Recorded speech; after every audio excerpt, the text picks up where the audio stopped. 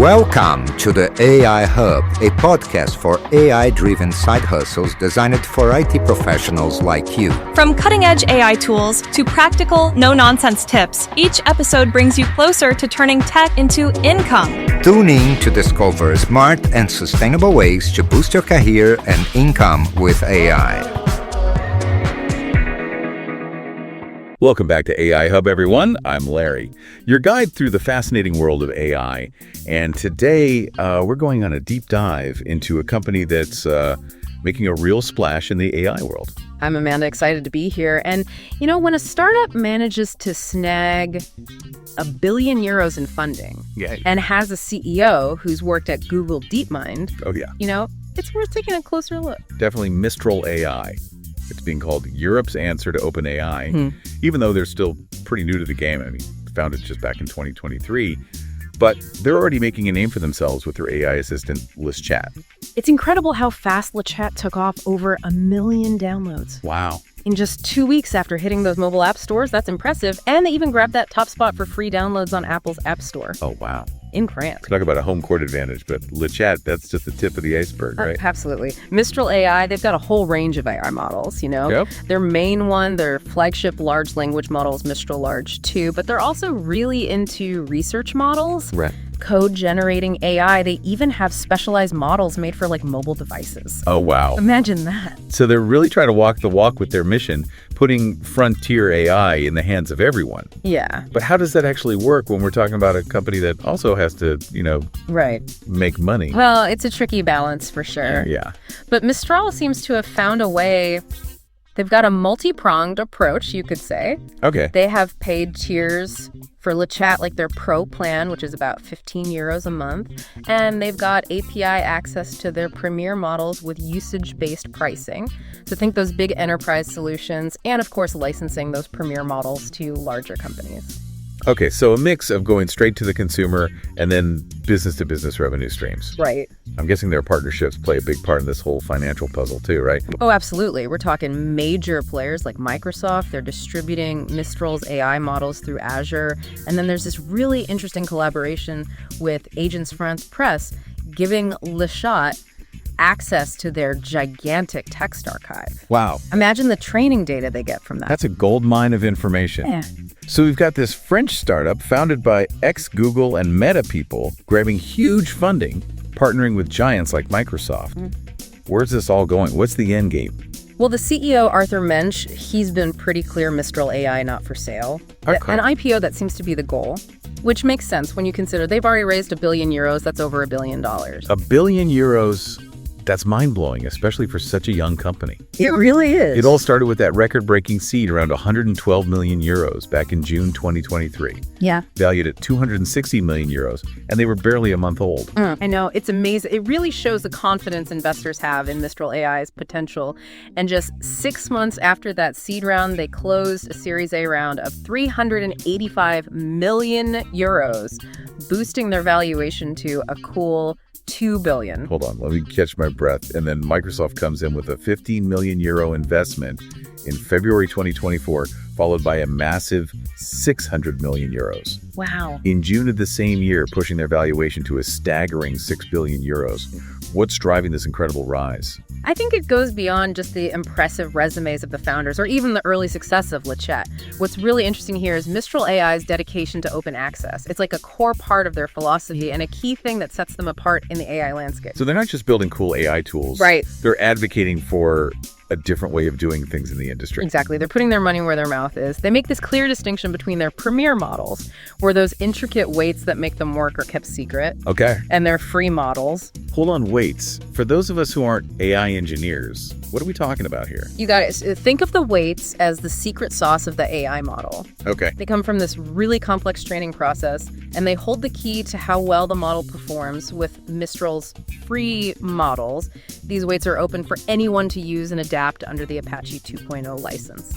So it's like sharing the recipe, but maybe holding back the exact measurements for that special ingredient. That's a great way to put it. It lets others understand how the model ticks, build upon it, and contribute to its development. So what are some examples of these free models? Well, there's Mistral Nima, a research model they created with NVIDIA and made open source back in 2024. Okay. And there's CodeStral, their AI specifically for generating code. Oh, wow. A dream come true for developers. And let's not forget Mistral, a family of models designed to run smoothly on your phone, and Mistral Saba, which focuses on the Arabic language. It sounds like they're really making AI accessible to everyone. But isn't there a risk with sharing all this knowledge? Couldn't it fall into the wrong hands? That's a very valid concern, and it's something we'll definitely explore further. Mistral AI knows how important responsible AI development is, but whether this open approach can really compete with the more guarded strategies of companies like OpenAI, well, that's the billion-euro question. That's the heart of it, isn't it? Can a company that champions openness really thrive in the cutthroat world of AI development? We keep unpacking this fascinating dilemma right after this. It's a bit of a paradox, isn't it? This whole open and collaborative thing in a field where everyone's trying to get ahead. It's like they're betting that if the tide rises, all the boats go up with it. Yeah, that's a great way to put it, and it's a bet that could pay off big time. Think about it. If more people can use these powerful AI tools and help develop them, the rate of innovation could just skyrocket. That's true. Imagine a whole community of developers and researchers, even hobbyists, all tinkering with these open source models, pushing the limits of what's possible. Exactly. It's like crowdsourcing AI development, but on a global scale. And who knows, maybe the next big breakthrough will come from someone working in their garage, not some giant tech company. That's an interesting thought, but let's play devil's advocate for a minute. Okay. What about the downsides of this open approach? Could it backfire? Of course there are risks, and Mistral AI knows that the biggest worry is misuse. You know, if anyone can get their hands on the building blocks of powerful AI, what's to stop someone from using them for bad stuff? Like creating deepfakes that are even more believable, or developing AI-powered tools for cybercrime. Exactly, and it's not just about people intentionally doing bad things. There's also the risk of accidental consequences. Someone without the right expertise could change an open source model. And without realizing it, create something unstable or even dangerous. So it's like giving someone a powerful tool without the instruction manual. That could lead to some serious issues. Yeah, it's a valid concern, and it shows how important it is to have a balanced approach. Okay. Openness doesn't mean being reckless. So how do you find that balance? How do you encourage collaboration and innovation while also making sure things don't get out of hand? It's a complex challenge with no easy answers. Mistral AI, they stress responsible AI development, but it's not just on them. It needs a group effort. Okay. Governments, researchers, ethicists, even society as a whole needs to be involved. So it's not just about the tech itself.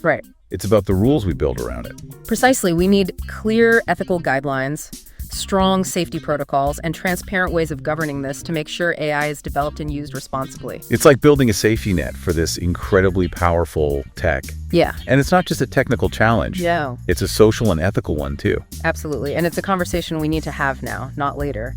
AI is already changing our lives, and that impact is only going to grow in the coming years. Speaking of impact, it's interesting to think about how Mistral AI, being from Europe, might shape their approach to AI development. It definitely plays a role. Europe has a strong tradition of data privacy and ethical considerations, and those values seem to be baked into Mistral AI's philosophy. It's like they're bringing a fresh perspective to the table. One that emphasizes human values and responsible innovation. Exactly. And that perspective is especially important when it comes to AI, which has the power to completely reshape society.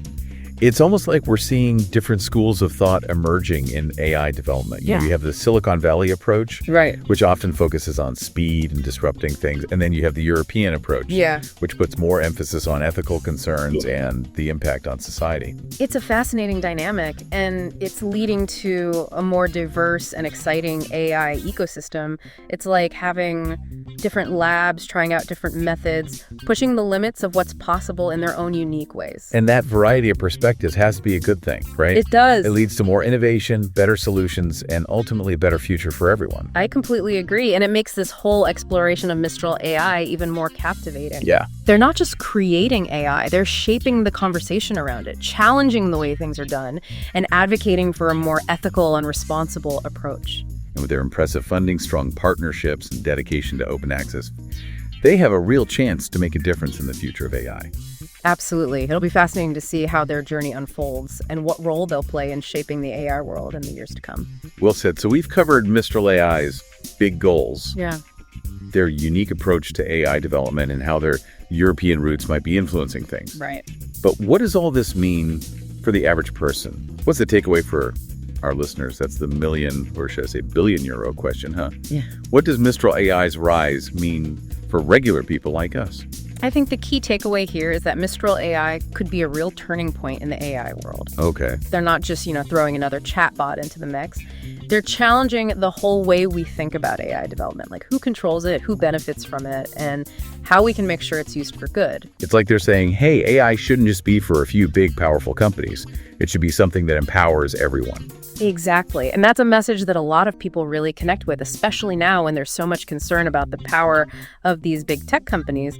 Mistral AI is tapping into this desire for more transparency and accountability in tech. It's almost like they're building a movement, not just a business. I think that's a really good point by championing open access and responsible AI development. They're not just attracting investors and customers, they're bringing together a whole community of people who believe in their vision. So it's as much about building trust as it is about building the technology. Absolutely. In a field like AI, where there's so much we don't know and the potential for both good and bad outcomes, trust is everything. People want to use tools that they feel good about, tools that align with their values. So final question, can a company that puts openness and ethics first really compete with these giants who are often more secretive and focused on profit? That's the big question, isn't it? But I think Mistral AI has a chance. They've already shown they can attract talent, get funding, and build cutting-edge tech. And their commitment to openness and responsibility could be a big advantage, attracting not just users, but the best minds in AI. It's like they're betting that in the long run, doing the right thing is also good for business. Exactly. And I really hope they're right. The world needs more companies like Mistral AI companies willing to challenge the way things are and push for a better, more fair future powered by AI. Well said, Amanda. It's been a fascinating deep dive into the world of Mistral AI. They're definitely a company to keep an eye on. And if you enjoyed this exploration of AI, be sure to subscribe to AI Hub for more insightful discussions on the latest trends and advancements in artificial intelligence. We'll be back with another episode soon, so stay tuned. Welcome to the AI Hub, a podcast for AI-driven side hustles designed for IT professionals like you. From cutting-edge AI tools to practical, no-nonsense tips, each episode brings you closer to turning tech into income. Tune in to discover smart and sustainable ways to boost your career and income with AI.